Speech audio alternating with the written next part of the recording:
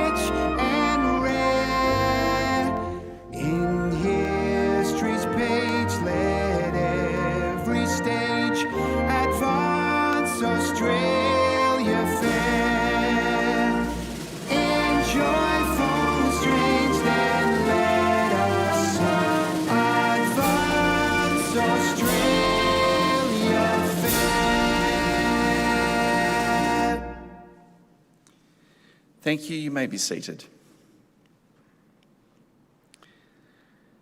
The Australian War Memorial was the vision of Charles Bean, Australia's First World War official historian. Bean landed with the Australian troops on Gallipoli and stayed with them at the front through to the end of the war. The idea of this national memorial and museum came to him at Pozières, France, in the depths of the bloody fighting of 1916. Bean's idea was that this would be a place where families and friends could mourn their loved ones buried in faraway places. It would also be a place that could help all Australians understand what these men and women had endured and what they had done for us. Bean's vision, to which we remain true, is best expressed as inscribed in the entrance to the memorial's galleries. Here is their spirit, in the heart of the land they loved, and here we guard the record which they themselves made. Tonight, we'll read the story behind just one of those on the Roll of Honour, which lists the names of more than 102,000 men and women who have given their lives for us in war and on operations for more than a century. But first, we present a lament, Flowers of the Forest. Wreaths or floral tributes will now be laid at the base of the Pool of Reflection.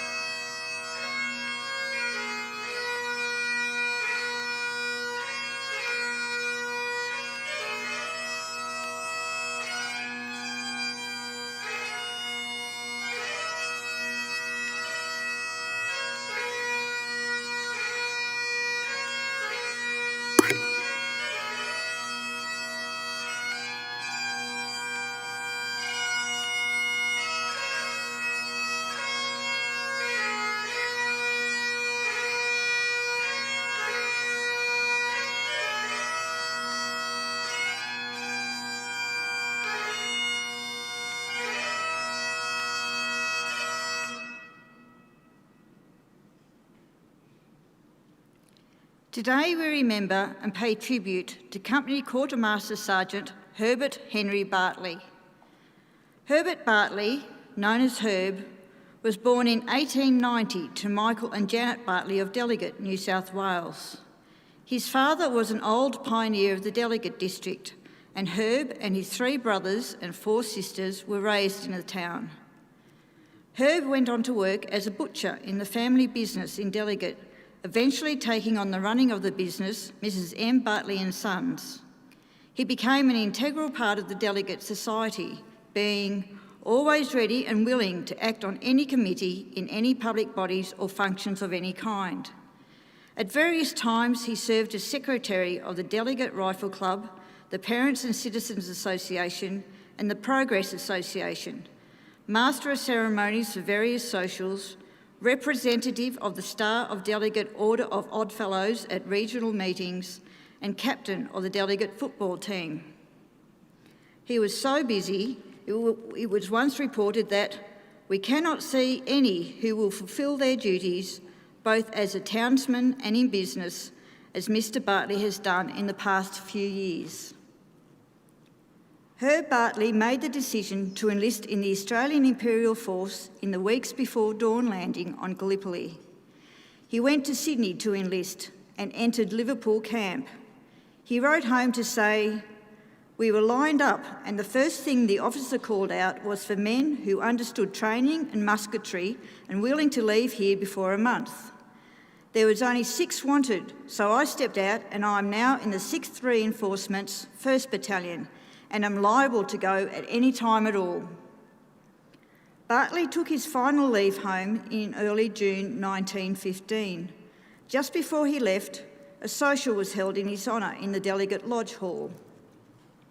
Private Herb Bartley left Sydney on board the troop ship Karula on the 16th of June 1915. He wrote a long letter on the journey, adding to it periodically until he could post it at Suez. Midway through the voyage, he wrote, "I am feeling grand. In fact, I don't think I've ever felt better in my life, and I am putting on condition too. Most of them now call me Fatty or Tiny." Private Herb Bartley arrived on Gallipoli in the early hours of the 6th of August 1915. He and his comrades were rushed forward to the trenches as soon as they arrived. That afternoon, he took part in the attack on Lone Pine. He later wrote, "It was a great initiation for me to arrive here that morning and the same day go into battle, but thank God I came through it all safe and sound. I was in the trenches all that night, into which the Turks were continually throwing bombs, which were wounding a great many of our men, and I had many narrow escapes. There were men killed and wounded all around me, and I came out without a scratch." Bartley was happy to admit that he was nervous for the first hour of battle, but then he said, "After I got a go on and fired a shot or 2, it would have taken a lot to stop me, and now I am quite used to it. It was a terrible sight to see the dead lying about in the trenches and to see the wounded being carried out. I'll never forget Friday, August 6th, as long as I live." Private Bartley spent Christmas 1915 in Egypt, which he described as a very crook Christmas, and I hope to be home for next Christmas. I wonder will I? After the evacuation for Gallipoli, the AIF underwent a period of expansion and reorganisation. As part of this process, Bartley was transferred to the 53rd Battalion and later promoted to Quartermaster Sergeant of C Company. He left the desert for the battlefields of northern France, and in late June 1916, the 53rd Battalion was one of the last to arrive in France, but one of the first committed to action. On the 19th of July 1916, they took part in the Battle of Fromelles, a costly disaster that is one of the greatest losses by a single division in 24 hours during the entire First World War. Private Herb Bartley never reappeared after the battle and was posted missing. He was one of 5,500 Australians to become casualties during the operation. With so many missing, it took months of investigation to find out the fate of many. As many as 10 different men were interviewed by investigators working on Herb Bartley's fate, and although the reports were enough to determine that Bartley was dead, many of them told differing stories. In August 1917, investigators found James Richardson, who knew what had happened. James Richardson reported, on the night of the 19th of July 1916, I went back from our front line for ammunition and met Bartley, who said he was coming over, and he agreed to come over with me. As all the communication trenches were blown in, we had to go across the open. About midway between our front line and the German front line, Bartley and I were in a shell hole when he got wounded in the back of the head or neck. I fixed him up as well as I could and had to leave him. I do not think he could have lived long. The body of Company Quartermaster Sergeant Herbert Bartley was never identified, and today he is commemorated on the special memorial in VC Corner Cemetery at Fromell. In Australia, Bartley's life was celebrated at a memorial service in the Presbyterian Church in Delegate. The preacher said, "I expect nothing from Australians but bravery, fearless bravery." So our lads proved themselves to be when put to the test. Herb Bartley was 26 years old. His name is listed on the Roll of Honour on my right, amongst almost 62,000 Australians who died while serving in the First World War. His photograph is displayed today beside the pool of reflection. This is but one of the many stories of service and sacrifice told here at the Australian War Memorial.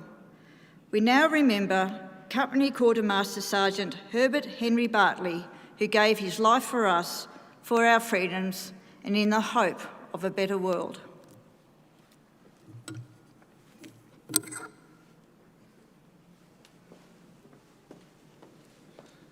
Please stand for the reading of the Ode and the sounding of the last post.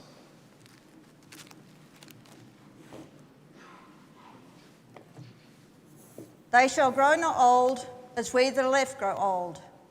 Age shall not weary them, nor the years condemn. At the going down of the sun and in the morning we will remember them. We'll remember them.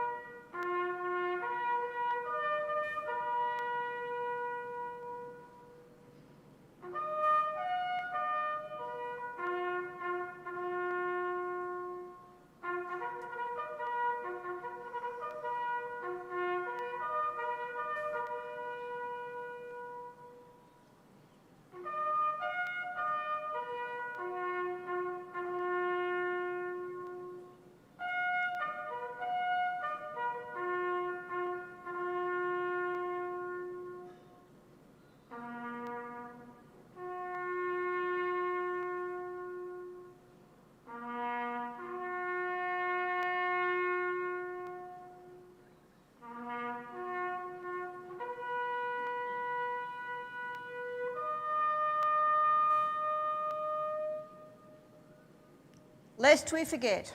Lest we forget.